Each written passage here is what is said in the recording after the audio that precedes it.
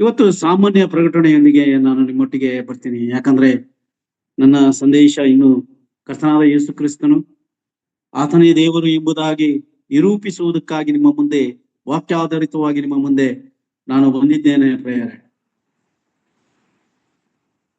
ಪ್ರೇಯರೇ, ವಾಕ್ಯವು ಮಿತಿಯುಳ್ಳ ಮಾನವನಿಗೆ ದೈವ ಪ್ರಕಟಣೆಯಾಗಿದೆ. ಪ್ರೇಯರೇ, ಅನಿವಾರ್ಯ. ಯಾಕಂದ್ರೆ ನಿತ್ಯನಾದ ದೇವರನ್ನು ಅರಿಯಲು ದೈವ ಪ್ರಕಟಣೆಗಳು ನಮಗೆ ಅವಶ್ಯಕತೆ ಇದೆ ಎಂಬುದಾಗಿ ದೇವರ ವಾಕ್ಯ ನಮಗೆ ತಿಳಿಸುವಂಥದ್ದು.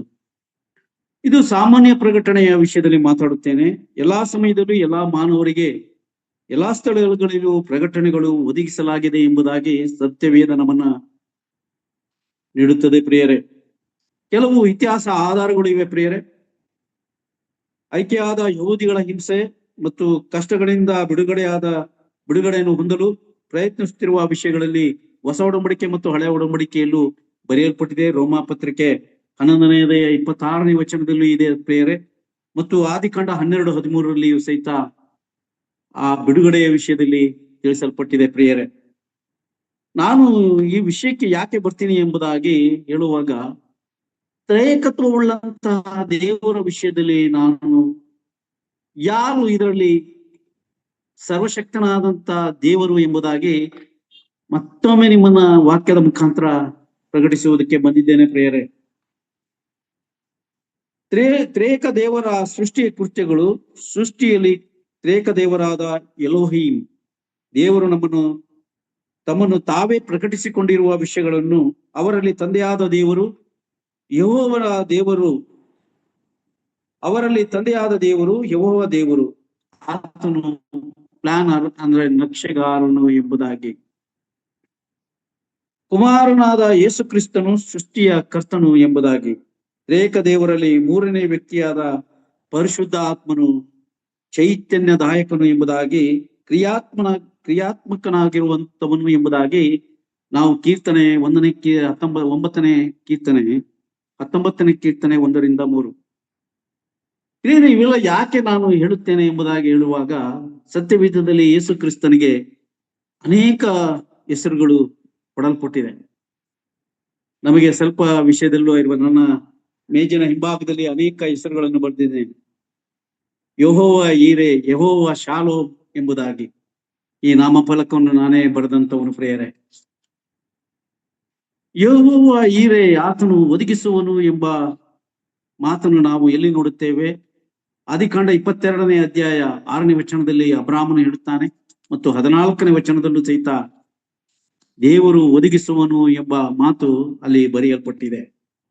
ಇವತ್ತು ಒಂದು ಮಾತು ನಿಮ್ಮೊಟ್ಟಿಗೆ ನಾನು ಹಂಚಿಕೊಳ್ಳುವನಾಗಿದ್ದೇನೆ. ನಾನು ಮೊಟ್ಟ ಮೊದಲನಾಗಿ ಆ ಸಂದೇಶಕ್ಕೆ ಬರುವ ಮೊದಲು ನಾನು ಬೈಬಲ್ ದೇವರ ಗುಣ ವಿಶೇಷತೆಗಳನ್ನು ಸೂಚಿಸುವಂತ ಒಂದು ಸಂಗತಿಗಳನ್ನು ನಿಮ್ಮೊಟ್ಟಿಗೆ ತಂದು ವಾಕ್ಯ ಸಂದೇಶವನ್ನ ನೀಡಲಿದ್ದೇನೆ. ಯೆಹೋವ ಯಾವೆ ಎಂಬುದಾಗಿ, ಬೇರೆ ಕರ್ತನು ಎಂಬುದಾಗಿ ಹಳೆ ಒಡಂಬಡಿಕೆಯಲ್ಲಿ ಬರೆಯಲ್ಪಟ್ಟಂತ ಮಾತು. ಯಾಕೆ ಹೀಗೆ ಬರೆಯಲ್ಪಟ್ಟಿತು ಎಂಬುದಾಗಿ ನೋಡುವಾಗ 3ನೇ ಅಧ್ಯಾಯ 1ನೇ ವಚನವನ್ನ ನಾವು ಓದಿಕೊಳ್ಳೋಣ. ಪ್ರಿಯರೇ, ಯಾರಾದ್ರೂ ನಮ್ಮ ಮಧ್ಯೆ ಇರುವುದಾದರೆ ಓದಿಕೊಳ್ಳೋಣ. ಯಾರಾದ್ರೂ ನನಗೆ ಸಹಾಯಕರಾಗಿ. ಮಂಜುಳಾ ಸೋದರಿಯರು, ಶಿಲ್ಪಾ ಸಿಸ್ಟರ್. ಯೆಹೋವ ದೇವರು ಉಂಟು ಮಾಡಿದ ಎಲ್ಲಾ ಭೂಜಂತುಗಳಲ್ಲಿ ಸರ್ಪವು ಯುಕ್ತಿಯುಳ್ಳದಾಗಿತ್ತು. ಅದು ಸ್ತ್ರೀಯ ಬಳಿಗೆ ಬಂದು, ಏನಮ್ಮ, ತೋಟದಲ್ಲಿರುವ ಯಾವ ಮರದ ಹಣ್ಣನ್ನು ನೀವು ತಿನ್ನಬಾರದೆಂದು ದೇವರು ಅಪ್ಪಣೆ ಕೊಟ್ಟಿರುವುದು ನಿಜವೋ ಎಂದು ಕೇಳಲು ಸ್ತ್ರೀಯು ವಿಮೋಚನ ಕಾಂಡ 3ನೇ ಅಧ್ಯಾಯ 1ನೇ ವಚನ.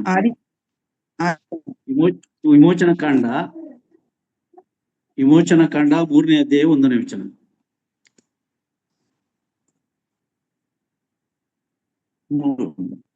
ಮೋಶೆ ತನ್ನವನಾಗಿರುವ ಮಿದ್ಯಾನ್ಯರ ಆಚನಾದ ಇತ್ರೋನ ಮಂದೆಯನ್ನು ಮೇಯಿಸಿದಾಗ ಆ ಮಂದೆಯನ್ನು ಕಾಡಿನ ಹಿಂಭಾಗಕ್ಕೆ ನಡೆಸಿಕೊಂಡು ಹೋರೇಬ್ ಎಂಬ ದೇವರ ಬೆಟ್ಟಕ್ಕೆ ಬಂದನು. ಓದಿ ಸಿಸ್ಟರ್. ಅಲ್ಲಿ ಮುಳ್ಳಿನ ಕೈಯೊಳಗೆ ಅವನಿಗೆ ಕಾಣಿಕೊಂಡನು. ಹೇಗೆಂದರೆ, ಅವನು ಒಂದು ಪೊದೆಯನ್ನು ಕಂಡನು. ಆ ಪೊದೆ ಬೆಂಕಿಯಿಂದ ಉರಿಯುತ್ತಿದ್ದರೂ ಅದು ಸುಟ್ಟು ಹೋಗದೆ ಇತ್ತು. ಆಗ ಮೋಶೆ, ನಾನು ದಾರಿ ಬಿಟ್ಟು ಈ ಆಶ್ಚರ್ಯವನ್ನು ನೋಡಿ ಪೊದೆಯು ಸುಟ್ಟು ಹೋಗದೆ ಇರುವುದಕ್ಕೆ ಕಾರಣವೇನೆಂದು ತಿಳ್ಕೊಳ್ಳುವೆನು ಅಂದುಕೊಂಡನು.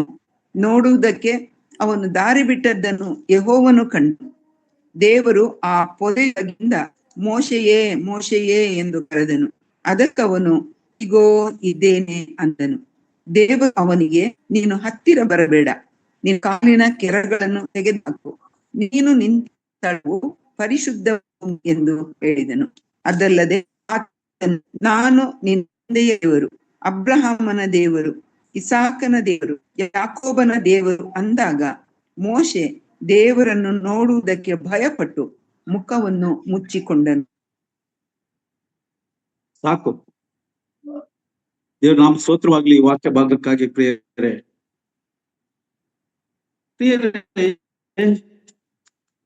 ಬೆಂಕಿ ಸತ್ಯವೇದದಲ್ಲಿ ಬೆಂಕಿ ಕೆಲವೊಮ್ಮೆ ದೇವರ ಪ್ರಸನ್ನತೆಯ ಗುರುತಾಗಿದೆ ಎಂಬುದಾಗಿ ನಾವು ನೋಡುವರಾಗಿದ್ದೇವೆ.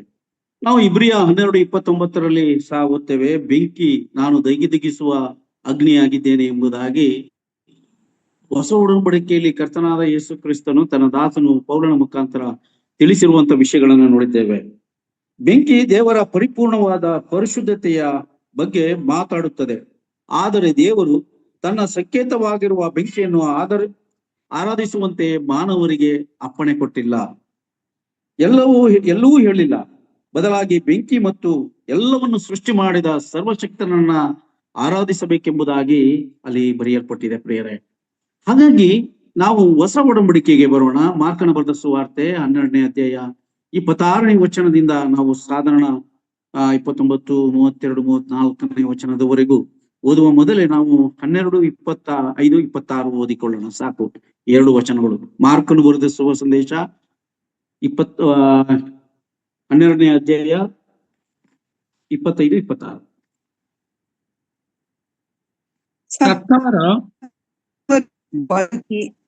ಬದುಕಿ ಎದ್ದ ಮದುವೆ ಮಾಡಿಕೊಳ್ಳುವುದೂ ಇಲ್ಲ, ಮಾಡಿಕೊಡುವುದೂ ಇಲ್ಲ. ಪರಲೋಕದಲ್ಲಿರುವ ದೇವದೂತರಂತೆ ಇರುತ್ತಾರೆ. ಆದರೆ ಸತ್ತವರು ಬದುಕಿ ಏಳುತ್ತಾರೆಂಬ ವಿಷಯದಲ್ಲಿ ಹೇಳಬೇಕೆಂದರೆ, ನಾನು ಅಬ್ರಹಾಮನ ದೇವರು, ಇಸಾಕನ ದೇವರು, ಯಾಕೋಬನ ದೇವರು ಎಂದು ದೇವರು ಮೋಶೆಗೆ ನುಡಿದದ್ದನ್ನು ನೀವು ಮೋಶೆಯ ಗ್ರಂಥದಲ್ಲಿ ಪೊದೆಯ ಸಂಗತಿ ಇರುವ ಅಧ್ಯಾಯದಲ್ಲಿ ಓದಲಿಲ್ಲವೇ? ಆತನು ಜೀವಿಸುವವರಿಗೆ ದೇವರಾಗಿದ್ದಾನೆ ಹೊರತು ಜೀವವಿಲ್ಲದವರಿಗೆ ಅಲ್ಲ. ನೀವು ಹಿಡಿದ ಅಭಿಪ್ರಾಯವು ಬಹು ತಪ್ಪಾಗಿದೆ ಎಂದು ಹೇಳಿದನು. ಥ್ಯಾಂಕ್ ಯು ಸಿಸ್ಟರ್, ಬಹಳ ಚೆನ್ನಾಗಿ ಓದಿದ್ರೆ. ದೇವರು ನಿಮ್ಮನ್ನು ಆಶೀರ್ವದಿಸಲಿ. ಪ್ರಿಯರೇ, ಈ ಮುಳ್ಳಿನ ಪೊದೆಯ ವಿಷಯದಲ್ಲಿ ನಾವು ಹಳೆ ಒಡಂಬಡಿಕೆಯಲ್ಲಿ ನೋಡಿದ್ದೇವೆ. ಹೊಸ ಒಡಂಬಡಿಕೆಯಲ್ಲಿ ನನ್ನ ಕರ್ತನಾದ ಯೇಸು ಕ್ರಿಸ್ತನು ತನ್ನ ಜೀವಿತದ ಸೇವೆಯಲ್ಲಿ ಯೆಹೋವನ ದಾಸನು ಎಂಬುದಾಗಿ ಅದಕ್ಕೆ ಉಲ್ಲೇಖವಿದೆ. ಯಾಕಂದ್ರೆ ಮಾರ್ಕನ ಸುವಾರ್ತೆ ತನ್ನ ಸೇವೆ ವಿಷಯದಲ್ಲಿ ಆತನು ಪರಿಪೂರ್ಣವಾಗಿ ಬರೆಯುವಂತವನು. ಪ್ರಿಯರೇ, ಆಗ ಕರ್ತನು ಆ ಮೋಶೆಯ ಗ್ರಂಥವನ್ನು ಇತರರಿಗೆ ಎಲ್ಲಾ ಗ್ರಂಥಗಳಿಗೂ ಮೇಲಾಗಿ ಗೌರವಿಸುವ ಸದ್ದುಕಾಯರ ಗಮನವನ್ನು ಮೊದಲಿನ ಪೊದೆಯ ವಿಚಾರವಾಗಿ ತಂದನು ಎಂಬುದಾಗಿ ನಾವು ನೋಡುತ್ತೇವೆ. ಅಲ್ಲಿ ದೇವರು ತಾನು ಅಬ್ರಹಾಮನ, ಇಸಾಕನ ಹಾಗೂ ಯಾಕೋಬನ ದೇವರು ಎಂದು ಹೇಳಿರುವನು. ಆತನು ಜೀವಿತರಿಗಷ್ಟೇ ದೇವರಾಗಿದ್ದಾನೆ, ಆ ಹೊರತು ಸತ್ತವರಿಗಲ್ಲ ಎಂದು ಇದರಿಂದ ತೋರಿಸುವಂತದ್ದು. ಪ್ರಿಯರೇ, ಇದರ ತರ್ಕ ಏನು ಎಂಬುದಾಗಿ ನೋಡುವಾಗ ನಮಗೆ ಪರಿಪೂರ್ಣವಾಗಿ ಕರ್ತನಾದ ಯೇಸು ಕ್ರಿಸ್ತನು ತಿಳಿಸುವನಾಗಿದ್ದಾನೆ. ಅದರ ತರ್ಕ ಹೀಗಿದೆ ಪ್ರಿಯರೇ, ನಾವು ಓದಿಕೊಳ್ಳೋಣ. ದೇವರು ಮೂಲ ಪಿತೃಗಳಿಗೆ ದೇಶದ ಬಗ್ಗೆಯೂ ಮೆಸ್ಸಿಯನ ಬಗ್ಗೆಯೂ ವಾಗ್ದಾನ ಮಾಡಿದ್ದನು. ಪ್ರಿಯರೇ, ಆದಿಯಲ್ಲೇ ನನ್ನ ಕರ್ತನಾದ ಯೇಸು ಕ್ರಿಸ್ತನು ನಾನು ಸ್ತ್ರೀ ಸಂತಾನದಲ್ಲಿ ಹುಟ್ಟು ಬರುತ್ತೇನೆ ಎಂಬುದಾಗಿ ಆತನು ವಾಗ್ದಾನ ಮಾಡಿದ್ದನು ಏದಾನ್ ತೋಟದಲ್ಲಿ. ಪ್ರಿಯರೇ, ಬಹಳ ಪ್ರಾಮುಖ್ಯವಾದಂತ ಸಂಗತಿ ಇದು, ಆರಂಭದ ಸಂಗತಿ. ನಾನು ಬಂದೇ ಬರುತ್ತೇನೆ ಎಂಬುದಾಗಿ. ಪ್ರಿಯರೇ, ನಾವು ಈ ವಿಷಯವನ್ನ ಮಾತಾಡುವ ಮುಂಚೆ ನಾವು ಅಪೊಸ್ತಲರ ಕೃತ್ಯ 7ನೇ ಅಧ್ಯಾಯ 30ರಿಂದ 34ನೇ ವಚನದಲ್ಲಿ ಸಹಿತ ಅಪೊಸ್ತಲರು ತಮ್ಮ ಸುವಾರ್ತೆಯಲ್ಲಿ ಅದನ್ನ ದೃಢಪಡಿಸಿದರು. ಪ್ರಿಯರೇ, ನಾವು 7:30 ಓದಿಕೊಳ್ಳೋಣ. ಪ್ರಿಯರೇ, ಅಪೊಸ್ತಲರ ಕೃತ್ಯಗಳು 7ನೇ ಅಧ್ಯಾಯ 30 ವಚನದಿಂದ 34ನೇ ವಚನವರೆಗೂ ನಾವು ಓದಿಕೊಳ್ಳೋಣ. 40 ವರ್ಷ ತುಂಬಿದ ಮೇಲೆ ದೇವದೂತನು ಸೀನಾಯಿ ಬೆಟ್ಟದ ಅಡವಿಯಲ್ಲಿ ಮುಳ್ಳಿನ ಪೊದೆಯೊಳಗೆ ಉರಿಯುವ ಬೆಂಕಿಯಲ್ಲಿ ಅವನಿಗೆ ಕಾಣಿಸಿಕೊಂಡನು. ಮೋಶೆಯು ಅದನ್ನು ಕಂಡು ಆ ನೋಟಕ್ಕೆ ಆಶ್ಚರ್ಯಪಟ್ಟು ಚೆನ್ನಾಗಿ ನೋಡಬೇಕೆಂದು ಹತ್ತಿರ ಬರಲು, ನಾನು ನಿನ್ನ ಪಿತೃಗಳ ದೇವರು, ಅಬ್ರಹಾಮ, ಇಸಾಕ, ಯಾಕೋಬರ ದೇವರು ಎಂದು ಕರ್ತನ ಶಬ್ದ ಉಂಟಾಯಿತು. ಆಗ ಮೋಶೆಯು ನಡುತ್ತಾ ಸ್ಥಿರವಾಗಿ ನೋಡುವುದಕ್ಕೆ ಧೈರ್ಯವಿಲ್ಲದವನಾದನು. ಮತ್ತು ಕರ್ತನು ಅವನಿಗೆ, ನಿನ್ನ ಕಾಲಿನ ಕೆರಗಳನ್ನು ತೆಗೆ, ನೀನು ನಿಂತಿರುವ ಸ್ಥಳವು ಪರಿಶುದ್ಧ ಭೂಮಿ, ಐಗುಪ್ತ ದೇಶದಲ್ಲಿರುವ ನನ್ನ ಜನರ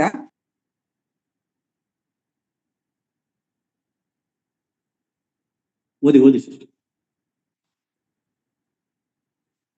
ಐಗುಪ್ತ ದೇಶದಲ್ಲಿರುವ ತನ್ನ ಜನರ ದುರಾವಸ್ಥೆಯನ್ನು ನೋಡಿದ್ದೇನೆ.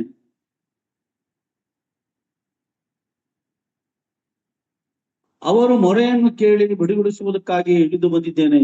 ಈಗ ನಿನ್ನನ್ನು ಐಗುಪ್ತ ದೇಶಕ್ಕೆ ಕಳಿಸ್ತೇನೆ ಬಾ ಎಂದು ಹೇಳಿದನು. ಪ್ರಿಯರೇ, ನನ್ನ ಕರ್ತನಾದ ಯೇಸು ಕ್ರಿಸ್ತನು ಈ ಲೋಕಕ್ಕೆ ಮತ್ತು ಯೋರ್ದಾನ್ ತೋಟದಲ್ಲಿ ಆತನು ಇಳಿದು ಬಂದನು. ಪ್ರಿಯರೇ, ಹಳೆ ಒಡಂಬಡಿಕೆಯಲ್ಲಿ ಪರಲೋಕದಿಂದ ಇಳಿದು ಬಂದು ವಾಣಿಯ ಮುಖಾಂತರ ಮಾತಾಡಿದಂತಹ ದೇವರು ಮೋಶೆಯೇ ಎಂಬುದಾಗಿ, ಆತನು ಎಲ್ಲಿ ತನ್ನ ಸ್ವರೂಪವನ್ನಾಗಲಿ ತನ್ನ ಮುಖಭಾವವನ್ನಾಗಲಿ ತನ್ನ ಗುಣಲಕ್ಷಣಗಳನ್ನು ನಾನು ತೋರಿಸಿಲ್ಲ. ಆತನು ಬೆಂಕಿಯ ಮುಖಾಂತರ ಆ ಗುಣವಿಶೇಷತೆಯನ್ನು ತೋರಿಸಿದನು. ಪ್ರಿಯರೇ, ಪ್ರವಾದಿಗಳ ಮುಖಾಂತರವಾಗಿ ಆತನು ಮಾತಾಡಿದಂತ ದೇವರು ಇಂದು ತನ್ನ ಮಗನ ಮುಖಾಂತರ ಮಾತಾಡಿದ್ದಾನೆ. ಪ್ರಿಯರೇ, ಆತನು ಯಾರು ಎಂಬುದಾಗಿ ನೋಡುವಾಗ, ದೇವರು ತನ್ನ ಮೂಲ ಪಿತೃಗಳಿಗೆ ದೇಶದ ಬಗ್ಗೆಯೂ ಮೆಸ್ಸಿಯನ ಬಗ್ಗೆಯೂ ವಾಗ್ದಾನವನ್ನು ಮಾಡಿದ್ದನು. ಅವರ ಜೀವಿತ ಕಾಲದಲ್ಲಿ ಅವರು ಆ ವಾಗ್ದಾನವನ್ನು ನೆರವೇರಿಸಲಿಲ್ಲ. ಪ್ರಿಯರೇ, ಆ ದೇವರು ಮುಳ್ಳಿನ ಪೊದೆಯಲ್ಲಿ ಕಾಣಿಸಿಕೊಂಡಾಗ ಪಿತೃಗಳ ಶವಗಳು ಸಮಾಧಿಯಲ್ಲಿ ಇದ್ದವು ಎಂಬುದಾಗಿ ನಮಗೆ ಸತ್ಯವೇದ ತಿಳಿಸುವಂತದ್ದಾಗಿದೆ. ಆದರೂ ದೇವರು ತಾನು ಜೀವಿತರ ದೇವರೆಂದು ಆತನು ತಿಳಿಸುವನಾಗಿದ್ದಾನೆ. ಪ್ರಿಯರೇ, ಆತನು ಅಬ್ರಹಾಮ, ಇಸಾಕ, ಯಾಕೋಬನಿಗೆ ತನ್ನ ವಾಗ್ದಾನವನ್ನು ನೆರವೇರಿಸಬೇಕೆಂದು ಬೇಕು. ಆದ್ದರಿಂದ ದೇವರ ಸ್ವಭಾವ ಪ್ರಕಟಣೆಯಿಂದಾಗಿ ಪುನರುತ್ಥಾನ ಅತ್ಯವಶ್ಯವಾಗಿತ್ತು ಎಂಬುದಾಗಿ. ನನ್ನ ಕರ್ತನಾದ ಯೇಸು ಕ್ರಿಸ್ತನು ಈ ಲೋಕಕ್ಕೆ ಬರಬೇಕಾಗಿತ್ತು. ಆತನು ಸತ್ತು ಹೂಳಲ್ಪಟ್ಟು 3ನೇ ಇದ್ದು ಆತನು ಪರಲೋಕಕ್ಕೆ ಹೋಗ್ಬೇಕಾಗಿತ್ತು. ಆಗ ಮಾತ್ರ ಅವರಿಗೆ ಪರಲೋಕದಲ್ಲಿ ಸಾನ್ನಿಧ್ಯ. ಪ್ರಿಯರೇ, ಆ ಕರ್ತನಾದ ಯೇಸು ಕ್ರಿಸ್ತನು ಯಾರು ಎಂಬುದಾಗಿ ನೋಡುವಾಗ ನನ್ನ ಕರ್ತನಾದ ಯೇಸು ಕ್ರಿಸ್ತನೇ, ಮತ್ಯಾರು ಅಲ್ಲ. ನಾನು ನಿಮ್ಮ ಅಬ್ರಹಾಮ, ಇಸಾಕ, ಯಾಕೋಬರ ದೇವರು ಎಂದು ಆತನೇ ತಿಳಿಸುವಂತಹ ದೇವರು ನಮ್ಮ ದೇವರಾಗಿದ್ದಾನೆ ಎಂಬುದಾಗಿ. ಪ್ರಿಯರೇ, ನಾವು 34ನೇ ವಚನದಲ್ಲಿ ಇನ್ನು ಅನೇಕ ಸಂಗತಿಗಳು. ಆದ್ದರಿಂದ ಕರ್ತನು ಆ ಸದ್ದುಕಾಯರಿಗೆ ಅನೇಕ ವಿಷಯಗಳನ್ನ ತಿಳಿಸುತ್ತಾ ಬಂದಿದ್ದಾನೆ. ಎಲ್ಲಿ? ಮಾರ್ಕನ ಸುವಾರ್ತೆ 26ರಲ್ಲಿ. ಆ 26ನೇ ವಚನದಲ್ಲಿ ಅಲ್ಲಿ ಬಹಳ ಸ್ಪಷ್ಟವಾಗಿ ಅನೇಕ ಸಂಗತಿಗಳನ್ನ ಕರ್ತನಾದ ಯೇಸು ಕ್ರಿಸ್ತನು ಅವರ ಮಧ್ಯೆ ಚರ್ಚಿಸಿದನು ಎಂಬುದಾಗಿ ನೋಡುತ್ತೇವೆ. ನಾವು ಮಾರ್ಕ 7:12, 28ರಿಂದ ನಾವು 32ರವರೆಗೆ ಓದಿಕೊಳ್ಳೋಣ. ಪ್ರಿಯರೇ, 28ರಿಂದ ಶಾಸ್ತ್ರಿಗಳಲ್ಲಿ 32ರವರೆಗೆ. ಶಾಸ್ತ್ರಿಗಳಲ್ಲಿ ಒಬ್ಬನು ಅವರ ತರ್ಕವನ್ನು ಕೇಳಿ ಯೇಸು ಅವರಿಗೆ ಒಳ್ಳೆಯ ಉತ್ತರ ಕೊಟ್ಟನೆಂದು ತಿಳಿದು ಹತ್ತಿರಕ್ಕೆ ಬಂದು, ಎಲ್ಲಾ ಆಜ್ಞೆಗಳಲ್ಲಿ ಮೊದಲನೆಯದು ಯಾವುದು ಎಂದು ಆತನನ್ನು ಕೇಳಿದ್ದಕ್ಕೆ ಯೇಸು, ಇಸ್ರಾಯೇಲ್ ಜನರೇ ಕೇಳು, ನಮ್ಮ ದೇವರಾದ ಕರ್ತನು ಒಬ್ಬನೇ ದೇವರು. ನಿನ್ನ ದೇವರಾದ ಕರ್ತನನ್ನು ಪೂರ್ಣ ಹೃದಯದಿಂದಲೂ ಪೂರ್ಣ ಪ್ರಾಣದಿಂದಲೂ ಪೂರ್ಣ ಬುದ್ಧಿಯಿಂದಲೂ ಪೂರ್ಣ ಶಕ್ತಿಯಿಂದಲೂ ಪ್ರೀತಿಸಬೇಕು ಎಂಬುದೇ ಮೊದಲನೆಯ ಆಜ್ಞೆ. ನಿನ್ನ ನೆರೆಯವನನ್ನು ನಿನ್ನಂತೆಯೇ ಪ್ರೀತಿಸಬೇಕು ಎಂಬುದೇ ಎರಡನೆಯ ಆಜ್ಞೆ. ಇವುಗಳಿಗಿಂತ ಹೆಚ್ಚಿನ ಆಜ್ಞೆ ಮತ್ತೊಂದಿಲ್ಲ ಎಂದು ಉತ್ತರ ಕೊಟ್ಟನು. ಆಗ ಆ ಶಾಸ್ತ್ರಿಯು, ಬೋಧಕನೇ, ಚೆನ್ನಾಗಿ ಹೇಳಿದೆ, ಒಬ್ಬನೇ ಇದ್ದಾನೆ, ಆತನ ಹೊರತು ಮತ್ತೊಬ್ಬ ದೇವರಿಲ್ಲ ಎಂದು ನೀನು ಹೇಳಿದ್ದು ಸತ್ಯ. ಆತನನ್ನು ಪೂರ್ಣ ಮನಸ್ಸಿನಿಂದಲೂ ಪೂರ್ಣ ಬುದ್ಧಿಯಿಂದಲೂ ಪೂರ್ಣ ಶಕ್ತಿಯಿಂದಲೂ ಪ್ರೀತಿಸುವುದು ಮತ್ತು ತನ್ನನ್ನು ಪ್ರೀತಿಸಿಕೊಳ್ಳುವಂತೆ ತನ್ನ ನೆರೆಯವನನ್ನು ಪ್ರೀತಿಸುವುದು. ಇವೆರಡು ಎಲ್ಲಾ ಸರ್ವಾಂಗ ಹೋಮಗಳಿಗಿಂತಲೂ ಎಲ್ಲಾ ಯಜ್ಞಗಳಿಗಿಂತಲೂ ಹೆಚ್ಚಿನವು ಅಂದನು. ಅವನು ಬುದ್ಧಿಯಿಂದ ಉತ್ತರ ಕೊಟ್ಟದ್ದನ್ನು ಯೇಸು ಕಂಡು, ನೀನು ದೇವರಕ್ಕೆ ದೂರವಾದವನಲ್ಲ ಅಂದನು. ಅಂದಿನಿಂದ ಆತನನ್ನು ಪ್ರಶ್ನೆ ಮಾಡುವುದಕ್ಕೆ ಯಾರಿಗೂ ಧೈರ್ಯವಿರಲಿಲ್ಲ. Thank you sister. ಬಹಳ ಸೊಗಸಾದ ಭಾಗ ಈ ಸುವಾರ್ತೆಯಲ್ಲಿ ನನ್ನ ಕರ್ತನಾದ ಯೇಸು ಕ್ರಿಸ್ತನು. ಅಲ್ಲಿ ಅನೇಕರು ಇದ್ದಾರೆ, ಒಬ್ಬನೇ ದೇವರು ಎಂಬುದಾಗಿ ಕರ್ತನಾದ ಯೇಸು ಕ್ರಿಸ್ತನು ತನ್ನನ್ನೇ ತಾನು ಪ್ರಕಟಿಸಿಕೊಳ್ಳುತ್ತಾ ಇದ್ದಾನೆ. ಆ ದೇವರು ಈ ಲೋಕಕ್ಕೆ, ಆ ಯೆಹೋವನೆಂಬ ತಂದೆಯಾದ ದೇವರು ಈ ಲೋಕಕ್ಕೆ ಇಳಿದು ಬಂದನು. ನಮ್ಮ ಪೂರ್ವಿಕರ ಅಬ್ರಹಾಮ, ಇಸಾಕ, ಯಾಕೋಬರ ದೇವರು ನನ್ನ ಕರ್ತನಾದ ಯೇಸು ಕ್ರಿಸ್ತನು ಪ್ರಿಯರೇ. ಆ ತ್ರಿಯೇಕತ್ವದಲ್ಲಿ ಪ್ರಕಟಿಸಿಕೊಂಡಂತ ವ್ಯಕ್ತಿ ಮತ್ಯಾರು ಅಲ್ಲ, ಆ ಒಬ್ಬನೇ ಒಬ್ಬನು ನನ್ನ ಕರ್ತನಾದ ಯೇಸು ಕ್ರಿಸ್ತನು. ಪವಿತ್ರಾತ್ಮನು ಮಗನನ್ನು ಮಹಿಮೆ ಪಡಿಸುತ್ತಾನೆ, ಮಗನು ತಂದೆಯನ್ನ ಮಹಿಮೆ ಪಡಿಸುತ್ತಾನೆ. ಹಾಗಾಗಿ ಸರ್ವಾಧಿಕಾರವುಳ್ಳಂತ ಒಬ್ಬ ವ್ಯಕ್ತಿ ಆತನೇ ನನ್ನ ಕರ್ತನಾದ ಯೇಸು ಕ್ರಿಸ್ತನು. ತನ್ನ ಮರಣ, ತನ್ನ ಉಳಿವಿಕೆ, ತನ್ನ ಪುನರುತ್ಥಾನದ ವಿಷಯದಲ್ಲೂ ಆತನು ನಮಗೆ ಮೊದಲೇ ತಿಳಿಸಿರುವಂತವನು. ಪ್ರಿಯರೇ, ಆತನು ಹೇಳ್ತಾನೆ, ನೀನು ಧನ್ಯನು, ನೀನು ಪರಲೋಕ ರಾಜ್ಯಕ್ಕೆ ಯೋಗ್ಯನಾದವನು. ಇಂಥ ಆತ್ಮಿಕ ವಿಷಯಗಳಲ್ಲಿ ಎಷ್ಟೋ ಜನ ತಪ್ಪಿ ಹೋಗಿದ್ದಾರೆ, ಹಾಗೂ ತಪ್ಪಿ ಹೋಗಿದ್ದಾರೆ. ಈಗಲೂ ಕರ್ತನಾದ ಯೇಸು ಕ್ರಿಸ್ತನ ವಿಷಯದಲ್ಲಿ ಅನೇಕ ಅದ್ಭುತ ಕಾರ್ಯಗಳು, ಕಾರ್ಯಗಳನ್ನು ಹೊಡೆದು ನಾವು ತಂದೆಯಾದ ದೇವರನ್ನ ತೋರಿಸ್ತೇನೆ ಎಂಬುದಾಗಿ ಹೇಳಿದಂತ ಅನೇಕ ದೇವ ಸೇವಕರು ನಮ್ಮ ಮಧ್ಯೆ ಇದ್ದಾರೆ ಪ್ರಿಯರೇ. ಅದು ಎಂದಿಗೂ ಸಾಧ್ಯವಿಲ್ಲ. ಯಾರು ಯೇಸು ಕ್ರಿಸ್ತನು ದೇವರಲ್ಲ ಎಂದು ಹೇಳುತ್ತಾರೋ ಅವರು ಕ್ರಿಸ್ತನ ಅನುನತೆಯಲ್ಲಿ ಸೇರಿಸಿಕೊಳ್ಳಬೇಡಿರಿ. ಯೋಹಾನ ಸುವಾರ್ತೆ 2ನೇ ಅಧ್ಯಾಯದ ಕೊನೆಯ ವಚನದಲ್ಲಿ ಇದೆ. ಅಪೊಸ್ತಲನಾದಂತ ಯೋಹಾನನು, ಪ್ರಿಯ ಶಿಷ್ಯನು ಅಲ್ಲಿ ತಿಳಿಸಿರುವಂತದ್ದು. ನಾವು ಬಹು ನಂಬಿಕೆಯಿಂದಲೂ ಬಹು ನಿರೀಕ್ಷೆಯಿಂದಲೂ ನಾವು ಆತನನ್ನು ಆಶ್ರಯಿಸಿಕೊಳ್ಳಬೇಕು. ಆಗ ಮಾತ್ರ ನಾವು ದೇವರ ರಾಜ್ಯಕ್ಕೆ ಬಾಧ್ಯರಾಗ್ತೀವಿ ಪ್ರಿಯರೇ. ನಾವು 11ನೇ ಅಧ್ಯಾಯ ಇಬ್ರಿಯ ಗ್ರಂಥ 11ನೇ ಅಧ್ಯಾಯ 16ನೇ ವಚನದಲ್ಲಿ ಒಂದು ಮಾತು ಬರೆಯಲ್ಪಟ್ಟಿದೆ. ಅವರ ದೇವರೆನಿಸಿಕೊಳ್ಳುವುದಕ್ಕೆ ನಾನು ನಾಚಿಕೆ ಪಡಲಿಲ್ಲ ಎಂಬುದಾಗಿ ನನ್ನ ಕರ್ತನಾದ ಯೇಸು ಕ್ರಿಸ್ತನು ತಿಳಿಸುವಂತ. ಓದಿ ಇಬ್ರಿಯ 11:16ನೇ ವಚನ. ಇಬ್ರಿಯ 11:16ನೇ ವಚನದ ಕೊನೆ ಭಾಗದಲ್ಲಿ ಈ ಸುವಾರ್ತೆ, ಆದರೆ ಅವರು ಪರಲೋಕವೆಂಬ ಉತ್ತಮ ದೇಶವನ್ನು ಹಾರೈಸುವರು. ಆದ್ದರಿಂದ ದೇವರು ಅವರ ದೇವರೆನಿಸಿಕೊಳ್ಳುವುದಕ್ಕೆ ನಾಚಿಕೊಳ್ಳದೆ ಅವರಿಗೋಸ್ಕರ ಪಟ್ಟಣವನ್ನು ಸಿದ್ಧ ಮಾಡಿದ್ದಾನೆ. ಬೇರೆ ಅವರಿಗೂ ಪರಲೋಕದಲ್ಲಿ ಸಿದ್ಧತೆ ಮಾಡಿರುವ ಪಟ್ಟಣ ಅವರಿಗೂ ಇದೆ. ಹೊಸ ಉಡಂಬಡಿಕೆಯಲ್ಲಿ ಕರ್ತನಾದ ಯೇಸು ಕ್ರಿಸ್ತನು ಹೇಳಿರುವಂತದ್ದು 14ನೇ ಅಧ್ಯಾಯ 1ನೇ ವಚನದಲ್ಲಿ, ಕಳವಳಗೊಳ್ಳದಿರಿ, ನಾನು ತಂದೆಯ ಮನೆಗೆ ಹೋಗ್ತಾ ಇದ್ದೇನೆ, ನನ್ನ ತಂದೆಯ ಮನೆಯಲ್ಲಿ ಬಹಳ ಬಿಡಾರಗಳಿವೆ, ಅದನ್ನು ಸಿದ್ಧಪಡಿಸುವುದಕ್ಕಾಗಿ ಹೋಗುತ್ತಿದ್ದೇನೆ. ಬೇರೆ ಅವರಿಗೆ ಮಾಡಿದಂತ ವಾಗ್ದಾನ ಈ ಕರ್ತನಾದ ಯೇಸು ಕ್ರಿಸ್ತನು ನಮಗೆ ಮಾಡಿದ್ದಾನೆ. ಅವರ ದೇವರೆನಿಸಿಕೊಳ್ಳುವಂತವರು ಅವರು ಡೇರೆಗಳಲ್ಲಿ ಊರು ಸುತ್ತುತ್ತಾ ಕರ್ತನ ನಿರೀಕ್ಷೆಯ ಮೇಲೆ ಅವರು ಜೀವಿಸಿದರು, ನಂಬಿಕೆ ಇಟ್ಟರು. ಅವರ ನಿರೀಕ್ಷೆ ನಿಜವಾಗಿತ್ತು ಎಂಬುದಾಗಿ ಕರ್ತನಾದ ಯೇಸು ಕ್ರಿಸ್ತನು ಈ ಲೋಕ ಯಾತ್ರೆಯಲ್ಲಿ ತನ್ನ ಶಿಷ್ಯನಾದ ಅಪೊಸ್ತಲನಾದಂತ ಪೌಲನು ಅವರಿಗೆ ತಿಳಿಸುವನಾಗಿದ್ದಾನೆ. ಪ್ರಿಯರೇ, ನಮ್ಮ ಪೂರ್ವಿಕರ ದೇವರು ನಮ್ಮ ಹೊಸ ಉಡಂಬಡಿಕೆಯ ದೇವರು. ಪ್ರಿಯರೇ, ನಿಮಗೆ ಮತ್ತೊಮ್ಮೆ ನಾನು ನಿಮ್ಮೊಟ್ಟಿಗೆ ಹಂಚಿಕೊಳ್ಳುತ್ತೇನೆ.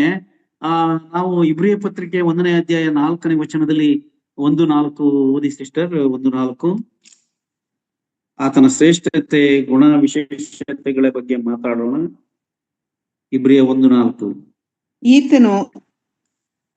ಈತನು ದೇವದೂತರಿಗಿಂತಲೂ ಉತ್ತಮನು, ಅವರಿಗಿಂತ ಶ್ರೇಷ್ಠದ ಹೆಸರನ್ನು ಹೊಂದಿದನಲ್ಲ.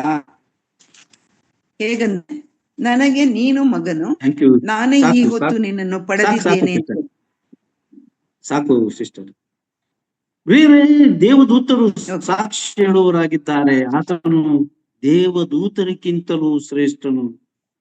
ದೇವದೂತರನ್ನು ಉಂಟು ಮಾಡಿದವನು ನನ್ನ ಕರ್ತನಾದ ಯೇಸು ಕ್ರಿಸ್ತನು. ಆತನು ಪರಲೋಕದಲ್ಲೇ ಇದ್ದಂಥವನು ಪ್ರಿಯರೇ. ಆತನು ಆತ್ಮಸ್ವರೂಪನಾದಂತ ದೇವರು.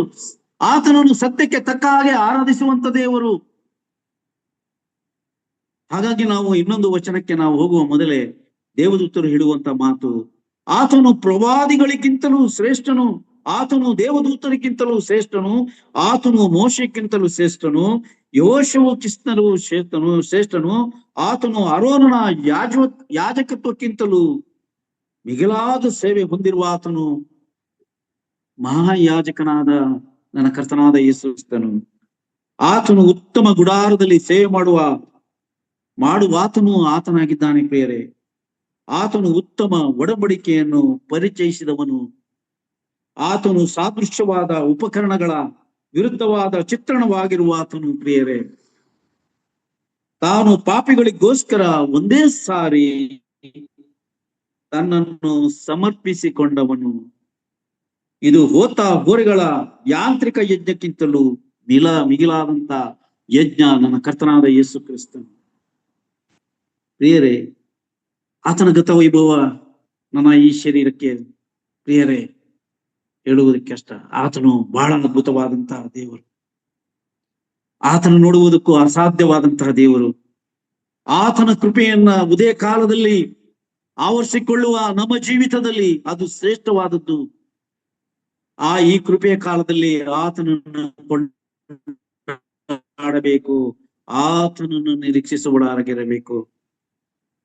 ಇದು ಪರಲೋಕದಲ್ಲಿರುವ ದೇವದೂತರಗಳ ಸಮೂಹ. ಆತನು ಈ ಲೋಕಕ್ಕೆ ಮನುಷ್ಯನಾಗಿ ಜನ್ಮ ಕೊಟ್ಟಾಗ ಭೂಲೋಕದಲ್ಲಿಯೂ ಪರಲೋಕದಲ್ಲಿಯೂ ದೊಡ್ಡ ದೇವದೂತರ ಸಮೂಹದೊಂದಿಗೆ ಆತನು ಆರಾಧಿಸಲ್ಪಟ್ಟನು. ಆತನು ಸ್ತೋತ್ರಕ್ಕೆ ಯೋಗ್ಯನಾದಂಥವನು, ಆರಾಧನೆಗೆ ಯೋಗ್ಯನಾದಂತ ನನ್ನ ಕರ್ತನಾದ ಯೇಸು ಕ್ರಿಸ್ತನು. ಬೇರೆ ಎಂತ ವಾಕ್ಯಗಳು ನಮ್ಮ ಜೀವಿತದಲ್ಲಿದೆ. ನಾವು ಇನ್ನೊಂದು ವಿಷಯವನ್ನ ಹೇಳಿ ಈ ದಿನದ ಒಂದು ಸಂದೇಶವನ್ನ ನಾವು ಮುಗಿಸಿಕೊಳ್ಳೋಣ. ನಾವು ಹೊಸ ಒಡಂಬಡಿಕೆಗೆ ಬರೋಣ. ಹೊಸ ಒಡಂಬಡಿಕೆ ನನ್ನ ಕರ್ತನಾದ ಯೇಸು ಕ್ರಿಸ್ತನು ತಾನು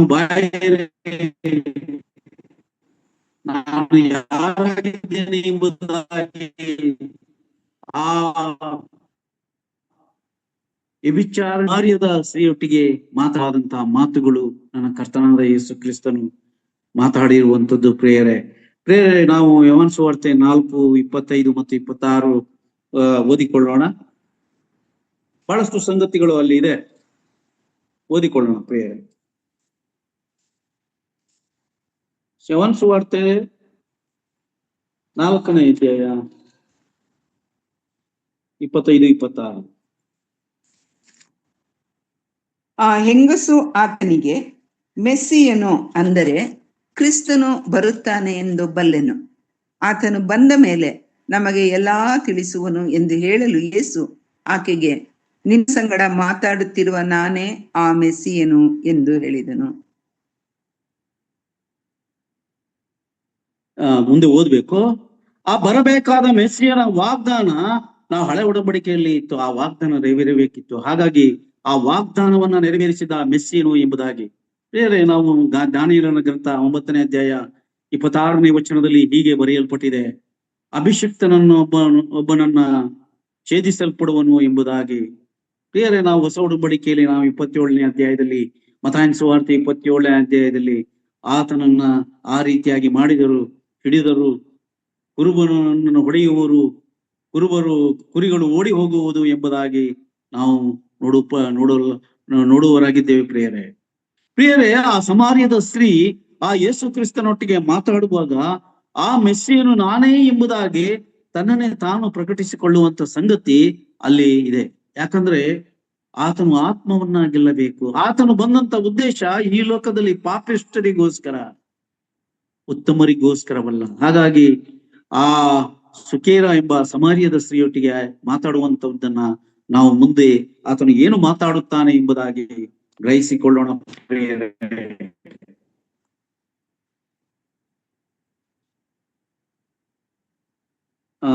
ನೆಕ್ಸ್ಟ್ ಓದಿ ಸಿಸ್ಟರ್. 26,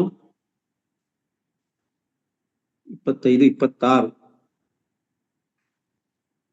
ಆಯ್ತು, ಅದೇ ಓದಿದ್ದು. ಸಿಸ್ಟರ್ ಯೇಸು ಆತನಿಗೆ, ಮೆಸ್ಸಿಯನು ಅಂದರೆ ಕ್ರಿಸ್ತನು ಬರುತ್ತಾನೆಂದು ಬಲ್ಲೆನು, ಆತನು ಬಂದ ಮೇಲೆ ನಮಗೆ ಎಲ್ಲಾ ತಿಳಿಸುವನು ಎಂದು ಹೇಳಲು, ಯೇಸು ಆಕೆಗೆ, ನಿನ್ನ ಸಂಗಡ ಮಾತಾಡುತ್ತಿರುವ ನಾನೇ ಆ ಮೆಸ್ಸಿಯನು ಎಂದು ಹೇಳಿದನು.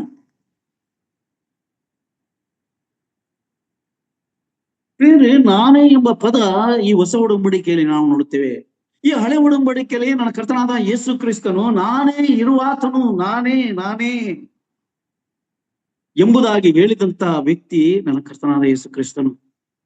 ಮತ್ತಾರು ಹೇಳುವುದಕ್ಕೆ ಸಾಧ್ಯವಿಲ್ಲ. ಯೆಹೋವನ ಹೆಸರಿನಲ್ಲಿ ಆರಾಧಿಸುವಂತಹ ದೇವರು, ಅದು ಯಹೂದಿಗಳಿಗೆ ತಂದೆಯಾದಂತಹ ದೇವರು ಆತನಾಗಿದ್ದನು. ಹಾಗಾಗಿ ಈ ಲೋಕಕ್ಕೆ ಬಂದಂತ ಮೆಸ್ಸಿಯನು ಆತನೇ ನಾನೇ ಇರುವಾತನು ಎಂಬುದಾಗಿ ಆತನು ತಿಳಿಸುವನಾಗಿದ್ದಾನೆ. ಬೇರೆ ಅವಳು ಕರ್ತನು ಹೇಳಿದ್ದನ್ನು ಕೇಳಿಸಿಕೊಳ್ಳುವಾಗ ಬರಲಿರುವ ಮೆಸ್ಸಿಯನು ಪ್ರಸ್ತಾಪವಾಯಿತು. ಇದನ್ನು ಪವಿತ್ರಾತ್ಮನೇ ಅವಳಿಗೆ ಪ್ರಕಟಿಸಿದನು. ಆತನು ಬಂದು ಎಲ್ಲವನ್ನು ತಿಳಿಸುವನು ಎಂದು ಆತನು ಹೇಳಿದ್ದನು. ಕ್ರಿಸ್ತನ ಆಗಮನ ಕುರಿತು ಅವಳಿಗೆ ಬಹುಪ್ರಷ್ಟವಾದ ತಿಳುವಳಿಕೆ ಇತ್ತು ಎನ್ನಬಹುದು.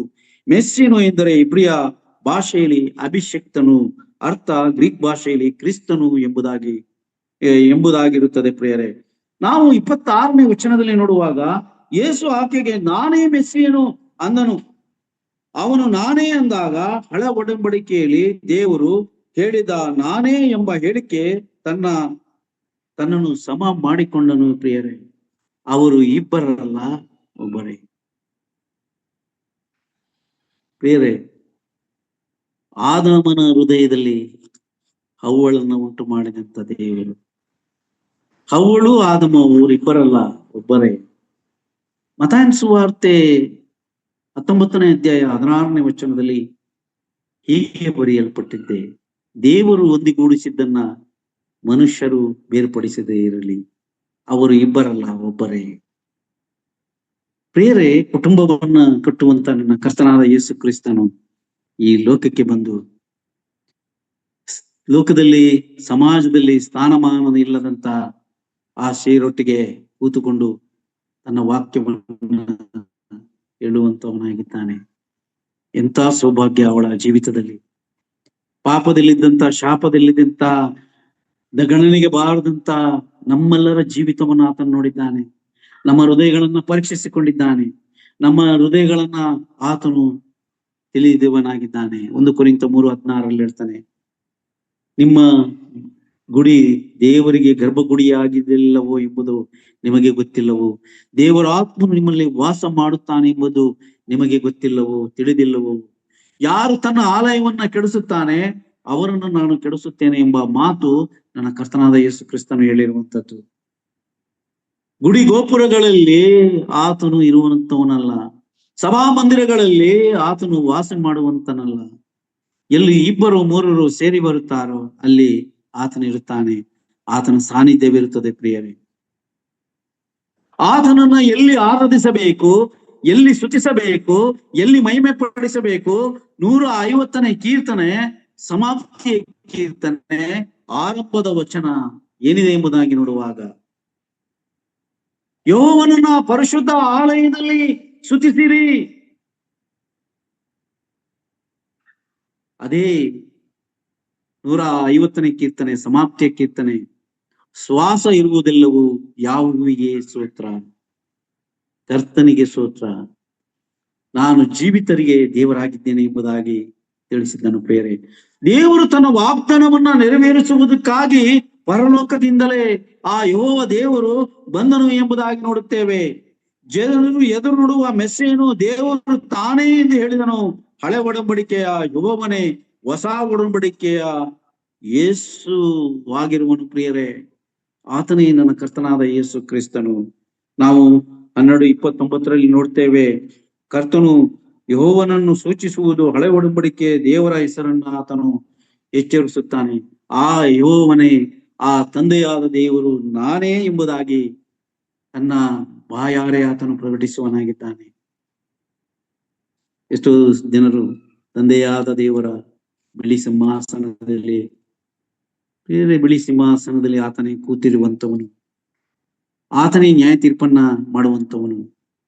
ಕಾಯನನಿಗೆ 4:11 ಆದಿಕಾಂಡದಲ್ಲಿ ನ್ಯಾಯವನ್ನ ತೀರಿಸಿ ತೀರ್ಪು ಮಾಡಿದ ಆತನು ನನ್ನ ಕರ್ತನಾದ ಯೇಸು ಕ್ರಿಸ್ತನು. ಹೊಸ ಒಡಂಬಡಿಕೆಯಲ್ಲಿ ಯೋಹಾನ ಸುವಾರ್ತೆ 8ನೇ ಅಧ್ಯಾಯ 6ನೇ ವಚನದಲ್ಲಿ ಆ ವ್ಯಭಿಚಾರ ಸ್ತ್ರೀಯನ್ನ ಆತನು ನೆಲದ ಮೇಲೆ ಬರೆಯುತ್ತಾ ತೀರ್ಪು ಮಾಡುವ ಆತನು ಆತನಾಗಿದ್ದಾನೆ.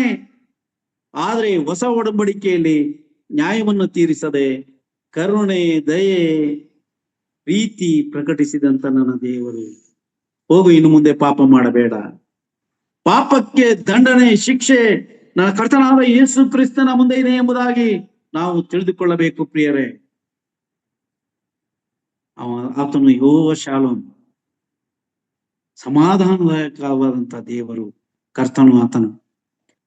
ನಾವು 2 ಕಾಲ ಪೂರ್ವ ವೃತ್ತಾಂತ 16ನೇ ಅಧ್ಯಾಯದಲ್ಲಿ ಗಿದ್ಯೋನನ ಬಗ್ಗೆ ನಾವು ನೋಡುತ್ತೇವೆ. ಗಿದ್ಯೋನನಿಗೆ ಆ ಸ್ಥಳಕ್ಕೆ ಯೆಹೋವ ಶಾಲೋಮ್, ಬಹಳ ಗೊಂದಲದಲ್ಲಿದ್ದಂತ ಆತನು ಮನೆಯಲ್ಲಿ ಭಯಪಡುತ್ತಾ ಗೋಧಿಯನ್ನು ಒಕ್ಕಲುತ್ತಿದ್ದ ವ್ಯಕ್ತಿ ದೇವರು ಆತನೊಟ್ಟಿಗೆ ಮಾತಾಡಿದನು. ಆ ದೇವರೇ ಇವತ್ತು ತನ್ನ ಮಗನ ಮುಖಾಂತರ ಅಂದ್ರೆ ಆತನೇ ಈ ಲೋಕಕ್ಕೆ ಬಂದು ತನ್ನ ವಿಷಯವನ್ನು ಪ್ರಕಟಿಸಿದನು. ಪ್ರಿಯರೇ, ಯೇಸು ಸರಿಯಾಗಿ ಉತ್ತರ ಕೊಟ್ಟಿದ್ದಾನೆ ಎಂದು ಅರಿಕೆ ಮಾಡಿ ಮನುಷ್ಯನು ತನಗೆ ಇದ್ದ ಅಲ್ಪ ಆತ್ಮಿಕ ತಿಳುವಳಿಕೆ ಮತ್ತು ದೀನತೆಯನ್ನು ತೋರ್ಪಡಿಸಿದನು. ಅವನು ದೇವರ ರಾಜ್ಯಕ್ಕೆ ಹತ್ತಿರವಾದನು. ಆದರೆ ಇನ್ನೂ ಅವರೊಳಗೆ ಎಲ್ಲಾ ಪೀಳಿಗೆಯಲ್ಲಿಯೂ ಈ ರೀತಿಯಾದ ಸ್ಥಿತಿಯಲ್ಲಿರುವ ಅನೇಕ ಇರುವಲ್ಲಿ ಸಂದೇಹವಿಲ್ಲ. ದೇವರ ರಾಜ್ಯದ ಬಗ್ಗೆ ಅವರಿಗೆ ತಿಳುವಳಿಕೆ ಇಲ್ಲ. ಅವರು ಆತ್ಮಿಕತೆಯಲ್ಲಿ ತಪ್ಪಿ ಹೋಗಿದ್ದಾರೆ ಪ್ರಿಯರೇ. ಹಾಗಾಗಿ ನನ್ನ ಕರ್ತನಾದ ಯೇಸು ಕ್ರಿಸ್ತನು ಆತನನ್ನೇ ನಾವು ಸಾಷ್ಟಾಂಗವೆರಗಿ ಆರಾಧಿಸಬೇಕು ಪ್ರಿಯರೇ. ನಾಳೆ ಪರಿಶುದ್ಧವಾದ ದಿನದಲ್ಲಿ ಎಷ್ಟೋ ಜನ ಇವತ್ತು ಬಂದಿಲ್ಲ ಸಂದೇಶ ಕೇಳುವುದಕ್ಕಾಗಿ. ದೇವರಿಗೆ ಸ್ತೋತ್ರ ಪ್ರಿಯರೇ. ಅಲ್ಪನು ಗಣನೆಗಬಾರದಂತವನು ನನ್ನ ಕರ್ತನಾದ ಯೇಸು ಕ್ರಿಸ್ತನ ವಿಷಯದಲ್ಲಿ ನಾನು ಸಂದೇಶವನ್ನು ಹೇಳುತ್ತಾ ಬಂದಿದ್ದೇನೆ. ಬೆಳೆಯು ಹೇರಳವಾಗಿದೆ. ಕೊಯ್ಲುಗಾರನ್ನು ಕಳಿಸುವುದಕ್ಕಾಗಿ ಬೆಳೆಯ ಮಾನಕನನ್ನ ಬೇಡಿಕೊಳ್ಳಿರಿ. ಈ ದಿನಮಾನಗಳಲ್ಲಿ ದೇವ ಸೇವಕರು ಬಹಳ ಕಡಿಮೆಯಾಗಿದ್ದಾರೆ ಪ್ರಿಯರೇ. ನಾವು ಸಮಾರ್ಯರ ಸ್ತ್ರೀಯೊಟ್ಟಿಗೆ ಆತನು ಬೋಧಕರ ವಿಷಯವಾಗಿ ಮಾತಾಡುತ್ತಾ ಇದ್ದಾನೆ. ಯಾರು ನನ್ನ ವಿಷಯವನ್ನು ಸರಿಯಾಗಿ ದೇವರ ಜನರಲ್ಲಿ ಬಿಚ್ಚುತ್ತಾರೋ ಅವರು ಬಹಳ ಅಭಿವೃದ್ಧಿ ಹೊಂದುವರು, ದೇವರ ಆಶೀರ್ವಾದಕ್ಕೆ ಕಾರಣರಾಗುವರು.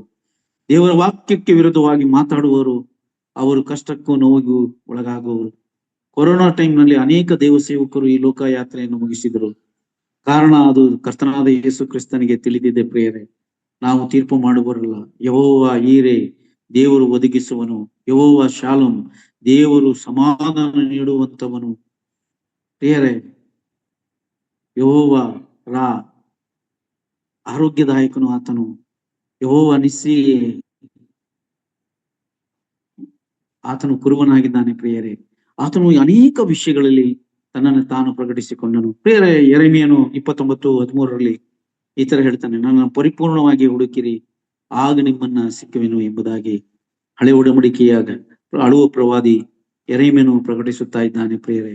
ಆತನ ವಿಷಯದಲ್ಲಿ ಆತನನ್ನ ಪರಿಪೂರ್ಣವಾಗಿ ನಾವು ಅಂಗೀಕಾರ ಮಾಡಿ ನಂಬಿಕೆಯಿಂದ ಆತನ ಮುಂದೆ ಹೋಗೋಣ ಪ್ರಿಯರೇ. ಆತನು ನಮ್ಮ ಪೂರ್ವಿಕರಿಗೆ ಅಗ್ನಿಸ್ತಂಭವಾಗಿಯೂ ಮೇಘಸ್ತಂಭವಾಗಿಯೂ ಇದ್ದಂತ ದೇವರು ಪ್ರಿಯರೇ. ಆತನು ನಮಗೂ ಸಹ ಇವತ್ತು ನಮ್ಮ ಮಧ್ಯೆ ನಮ್ಮ ನಡೆ ನುಡಿ ನಮ್ಮ ಕಾರ್ಯಗಳನ್ನ ತಿಳಿಸುವ ಆತನ ಪರಿಶುದ್ಧತೆಯಲ್ಲಿ ನಡೆಯುವವರಿಗೆ ಆತನು ಸದಾ ಕಾಲ ಇರುವ ಆತನು. ಯಾರು ದೇವರ ಜೊತೆಯಲ್ಲಿ ನಡೆಯುತ್ತಾರೋ ಅವರು ಈ ಲೋಕಯಾತ್ರೆ ಬಹುಕಾಲ ಆಶೀರ್ವದಿಸಲ್ಪಡು ತಮ್ಮ ಜೀವಿತವನ್ನು ನಡೆಸುತ್ತಾರೆ, ಆಶೀರ್ವಾದಕ್ಕೆ ಕಾರಣರಾಗುತ್ತಾರೆ ಪ್ರಿಯರೇ. ನನ್ನ ಕರ್ತನಾದ ಯೇಸು ಕ್ರಿಸ್ತನು ಆ ತ್ರೇಕದಲ್ಲಿ ಆತನೇ ನಿಜವಾದಂತ ದೇವರು, ತನ್ನ ವಿಶೇಷ ವಿಶೇಷತೆಗಳನ್ನ ಪ್ರಕಟಿಸಿದಂತ ದೇವರು. ಆತನೇ ಹೇಳುವಂಥದ್ದು, ನನ್ನನ್ನ ಪರಿಪೂರ್ಣವಾಗಿ ಹುಡುಕಿರಿ. ಸಮಾರ್ಯ ಸ್ತ್ರೀಯೊಟ್ಟಿಗೆ ನಾನೇ ಆತನು ಎಂಬುದಾಗಿ ಆತನು ತಿಳಿಸುವನಾಗಿದ್ದಾನೆ ಪ್ರಿಯರೇ. ಈ ದಿನ ವಾಕ್ಯವನ್ನ ಹೇಳುವುದಕ್ಕೆ ದೇವರು ಮಹಾಕೃಪೆ ಕೊಟ್ಟಿದ್ದಕ್ಕಾಗಿ ಸ್ತೋತ್ರ. ಇನ್ನು ಅನೇಕ ಪ್ರವಾದನೆಗಳಿದೆ ಆತನ ವಿಷಯದಲ್ಲಿ, ಬರುವಂತ ವಿಷಯದಲ್ಲಿ, ಹೇಳಿದಂತ ವಿಷಯದಲ್ಲಿ, ತಂದೆಯಾದ ದೇವರ ವಿಷಯದಲ್ಲಿ. 8:26 ವಚನ ನಾವು ಯೋಹಾನ ಸುವಾರ್ತೆಯಲ್ಲಿ, ನೀವು ನಾನು ಆತನೆಂದು ನಂಬದೆ ಹೋದರೆ ನಿಮ್ಮ ಪಾಪದಲ್ಲಿ ನೀವು ಸಾಯುವಿರಿ ಎಂಬುದಾಗಿ ಇಸ್ರಾಯೇಲ್ ಮತ್ತು ಯೆಹೂದ್ಯ ಜನರಿಗೆ ತಿಳಿಸುವಂತನು ಆತನು ಎಂಬುದಾಗಿ ಹೇಳಿದಾಗ ಆತನು ನಾನೇ ಎಂಬುದಾಗಿ ಪ್ರಕಟಿಸಿದಂತ ದೇವರು ನನ್ನ ಕರ್ತನಾದ ಯೇಸು ಕ್ರಿಸ್ತನು. Thank you. ನಿಮ್ಮೆಲ್ಲರಿಗೂ ಕರ್ತನಾದ ಯೇಸು ಕ್ರಿಸ್ತನು ನಾಳೆ ದಿನ ನೀವು ಸಭಾಮಂದಿರದಲ್ಲಿ ನೀವು ಆಶೀರ್ವದಿಸಪಡಲಿ. ನಿಮ್ಮ ಜೀವಿತ, ನಿಮ್ಮ ಕುಟುಂಬ ಜೀವಿತ ದೇವರು ಹೇರಳವಾದಂತ ಪರಲೋಕದ ಆಶೀರ್ವಾದಗಳಿಂದ ನಡೆಸಲಿ. ಪ್ರಿಯರೇ, ನಮ್ಮನ್ನು ಆಶೀರ್ವದಿಸುವಂತ ದೇವರು ನಮ್ಮ ಕಾರ್ಯಗಳನ್ನ, ನಮ್ಮ ಆಲೋಚನೆಗಳನ್ನ ಅಭಿವೃದ್ಧಿಪಡಿಸುವಂತವನು ಮನುಷ್ಯನು. ನಮ್ಮ ಜ್ಞಾನ, ನಮ್ಮ ಪಾಂಡಿತ್ಯ, ನಮ್ಮ ಹೆಚ್ಚಳ ಪಡೆಯುವಂತಿಕೆ, ನಮ್ಮ ಅಂತಸ್ತು, ಬಳ್ಳಿ ಬಂಗಾರ ಯಾವುದೇ ಅಲ್ಲ. ಪೇತ್ರನು ಹೇಳುತ್ತಾನೆ, ನಮ್ಮ ಪೂರ್ವಿಕರ ವ್ಯಸ್ತವಾದ ನಡವಳಿಕೆಯಿಂದಲ್ಲ, ಬೆಳ್ಳಿ ಬಂಗಾರಗಳಿಂದ ನಶಿಸಿ ಹೋಗುವ ವಸ್ತುಗಳಿಂದ ಅಲ್ಲ, ಪೂರ್ಣಾಂಗವುಳ್ಳ ನಿಷ್ಕಳವಾದಂತಹ ಯಜ್ಞದ ಕುರಿಯ ರಕ್ತದಿಂದಲೋ ಎಂಬಂತೆ ಯೇಸು ಕ್ರಿಸ್ತನ ರಕ್ತದಿಂದಲೇ ಎಂದು ಬಲ್ಲಿರಲ್ಲವೇ ನಮ್ಮ ಬಿಡುಗಡೆ ನನ್ನ ಕರ್ತನಾದ ಯೇಸು ಕ್ರಿಸ್ತನು. ಆತನನ್ನು ನಾವು ಸಾಷ್ಟಾಂಗವರೆಗೆ ಆರಾಧಿಸೋಣ, ಆತನನ್ನು ಘನಪಡಿಸೋಣ. ನಮ್ಮ ಕಷ್ಟ, ನೋವು, ಬಾಧೆ ಆತನ ಮುಂದೆ ಹೇಳಿಕೊಳ್ಳೋಣ. ಜನರ ಮುಂದೆ ಹೇಳಿಕೊಳ್ಳಬೇಡಿ, ಆತನ ಮುಂದೆ ಹೇಳಿಕೊಳ್ಳಬೇಡಿ. ನಿಮ್ಮ ಅಂತರ್ಯದಲ್ಲಿ ಆತನು ವಾಸ ಮಾಡುವಂತ ದೇವರು, ನಿಮ್ಮೊಟ್ಟಿಗೆ ಇರುವಂತಹ ದೇವರು. ನಿಮ್ಮ ಹೃದಯಗಳಲ್ಲಿ ಆತನ ಕೃಪೆಯನ್ನು ಸುರಿಸಲಿ. ದೇವರು ನಿಮ್ಮನ್ನು ಆಶೀರ್ವದಿಸಲಿ. ದೇವನಾಮಕ್ಕೆ